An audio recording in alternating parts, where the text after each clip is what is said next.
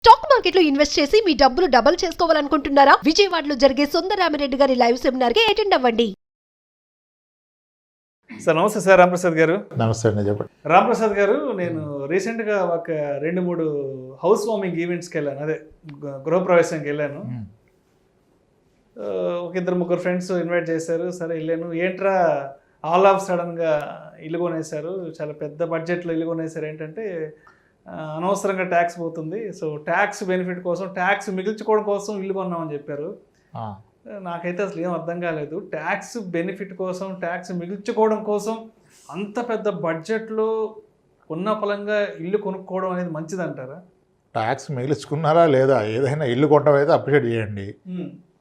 We should be happy. Okay okay.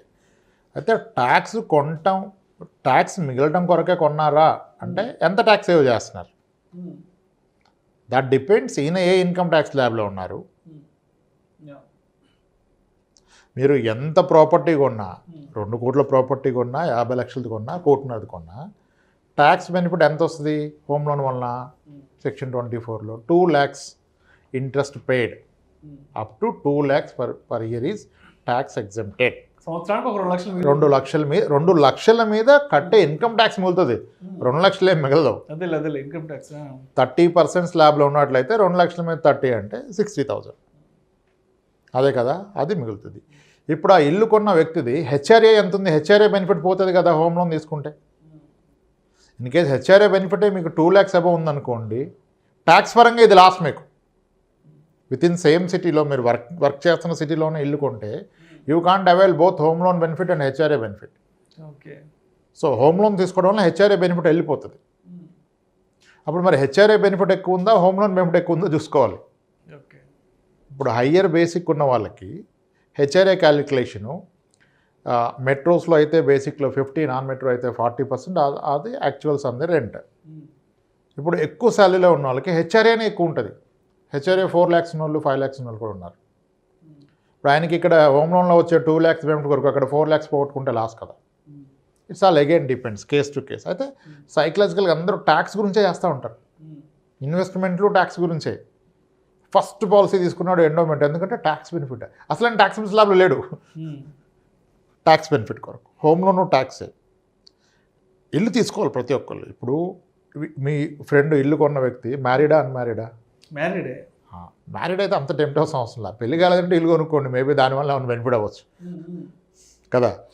Only tax benefit alone అయితే డెఫినెట్గా simple formula, మీ HRA benefit పోతుంది అంటే tax benefit కాకుండా వేరే కారణాల వల్ల కొనుక్కోండి. ఓన్లీ ట్యాక్స్ బెనిఫిట్ మీద కొనడం కరెక్ట్ అయితే కాదు. అంటే అప్పుడు మీరు రైట్ ప్రైస్ కొనాలి, తక్కువ ప్రైస్ కొనాలి కదా మార్కెట్ ప్రైస్ కన్నా. డెవలప్మెంట్ ఉండాలి, రెంటల్ ఇన్కమ్ ఉండాలి. మీరు ఉంటారా, రెంట్కి ఇస్తారా, మీరు ఫ్రీక్వెంట్గా జాబ్ షిఫ్ట్ అయ్యేవాళ్ళు అనుకోండి. ఓకే, ఈ పారామీటర్స్ అన్నీ కన్సిడర్ చేసుకోవాలి. వర్క్ చేస్తున్న లొకేషన్ కాకుండా వేరే లొకేషన్లో వెళ్ళి కొనుక్కోవచ్చు. అప్పుడు బోత్ హెచ్ఆర్ఏ ప్లస్ ఈ హోమ్ లోన్ బెనిఫిట్ 2 బెనిఫిట్లు తీసుకోవచ్చు. అలా కొనుక్కోవచ్చు. సేమ్ లొకేషన్లో వర్క్ చేస్తూ సేమ్ లొకేషన్లో కొనుక్కోవడం వల్ల మీరు హెచ్ఆర్ఏ బెనిఫిట్ లాస్ అవుతారు. కంపారిటివ్గా ఏది ఎక్కువ బెనిఫిట్స్ ఉందో చూసుకోండి. అంటే కారణం వేరేది ఉంటో కొనుక్కోవచ్చు. ఓన్లీ ట్యాక్స్ బెనిఫిట్ అయితే మీరు ఈ పారామీటర్స్ ఆలోచించుకుని కొనుక్కోవాలి. రాంప్రసాద్ గారు, అంటే మీరు ఇందాక అడిగారు కదా మీ ఫ్రెండ్కి పెళ్ళి అయిందా, పెళ్ళి కాలేదని. సో నేను పెళ్ళి అయిందని చెప్పాను కదా, ఒకవేళ పెళ్ళి కాకపోతే వచ్చే బెనిఫిట్స్ ఏంటి ఇల్లు కొనడంలో? పెళ్ళి కాకపోతే ఇల్లు కొనాల్సిందే కదా సార్. ఇప్పుడు ప్రాక్టికల్గా ఆలోచించండి. 2 మ్యాచెస్ వచ్చాయి ఒక అమ్మాయికి, 2 అబ్బాయిలు వచ్చారు. 2 బాగున్నారు అద్భుతంగా. ఒక అతని శాలరీ 2 lakhs per month, ఇంకొక అతని శాలరీ 1 lakh per month. ఈ 1 lakh ఉండడానికి ఇల్లు ఉంది, 2 లక్షలు ఉండడానికి ఇల్లు లేదు. ఎవరిని ఎక్కువగా ప్రిఫర్ చేస్తారు? శాలరీ ఉంది, ఇల్లుకి ఇల్లు ఉంది. శాలరీ ఎక్కువ ఉన్నా దానికి వెయిటేజ్ ఉండదు, ఎందుకంటే శాలరీ నాట్ పర్మనెంట్ అన్న ఫీలింగ్లో ఉంటారు జనాలు. కానీ ఇల్లు ఉంటే పర్మనెంట్, ఒక స్థిరాస్తి అనేది ఉంది కదా. అది లోన్లో ఉన్నా, ఓన్ అయినా, లోన్ అయినా. లోన్ ఎంత ఉందని అడగరు కదా, ఇల్లు తీసుకున్నాడా అని అడుగుతారు. అబ్బాయికి ఏమైనా స్థిరాస్తి ఉందా, ఆస్తి పాస్తులు అడుగుతారు. ఆస్తి ఉంది, నెలకు 1 లక్ష రూపాయలు జీతం వస్తుంది. ఆస్తి ఉంది, అప్పు ఉంది, కానీ అప్పు ఎవరికి కనపడదు కదా. చెప్పరా? ఆ ఇల్లు ఉంటే అతని వెయిటేజ్ పెరుగుతుంది. The chances that will get a better match. So కాబట్టి అప్పుడు ట్యాక్స్ బెనిఫిట్ కాదు, ఈ బెనిఫిట్ ఉందని కొనుక్కోవచ్చు అతను, తప్పలేదు. నేను I will also encourage people to buy house.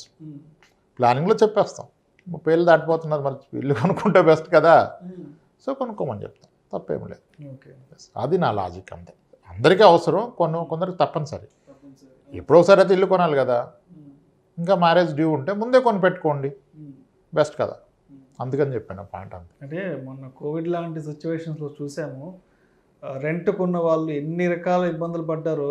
అంటే కోవిడ్ వచ్చి హౌస్ ఓనర్స్తో రకరకాల ఇబ్బందులు కూడా ఫేస్ చేశారు. సో అలాంటప్పుడు నిజంగా ఒక సొంత ఇల్లు అనేది జీవితంలో ఉండాలి. ఎందుకంటే ఒక్కొక్కసారి రెంట్ హౌస్లో పడే ఇబ్బందులు అందరూ ఫేస్ చేస్తుంటాం. బట్ అలాంటప్పుడు తప్పనిసరిగా అనిపిస్తుంది జీవితంలో ఒక ఇల్లు ఉండాలి, చచ్చే లెవెల్లో ఒక సొంత ఇల్లు కొనుక్కోవాలి ఇంటెన్షన్ ప్రతి ఒక్కరికి ఉంటుంది.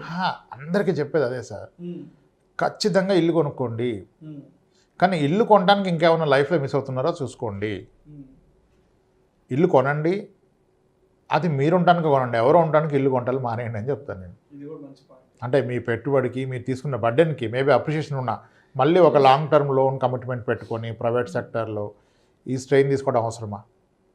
సో ఎలాగో కొనుక్కున్నాం కాబట్టి ఆ సంతోషాలు మన ఇంట్లో మనం అనుభవించి సరిపోద్ది అంటారు. మీరు ఉండడానికి కొనుక్కోండి, పెద్ద బాధ ఏమి ఉండదు. ఆ ఈఎంఐ కట్టినా ఆనందంగా కట్టుకోవచ్చు. ఇంట్లో ఉన్నారు కదా, కొనాల్సిందే ఇల్లు, దానికేం వ్యతిరేకత లేదు. స్థాయికి మించి సెకండ్ ఇల్లు కొంటా, ఉన్న శాలరీలో మ్యాక్సిమం ఈఎంఐ దానికే పెట్టేస్తా, పెద్ద ఇల్లు కొంటా అంటే కష్టం. ఒక ఇల్లు కొనుక్కోండి మీ కంఫర్ట్ కొరకు, that's fine. Thank you sir, thank you so much Ram Prasad గారు. ట్యాక్స్ బెనిఫిట్ కోసం ఎలాంటి సందర్భాలలో ఇల్లు కొనుక్కోవచ్చు, ఒకవేళ ఇల్లు కొనుక్కుంటే ట్యాక్స్ పరంగా ఎలాంటి బెనిఫిట్స్ మిస్ అవుతాము అనే అంశం గురించి చాలా చక్కగా వివరించారు sir. Thank you so much sir.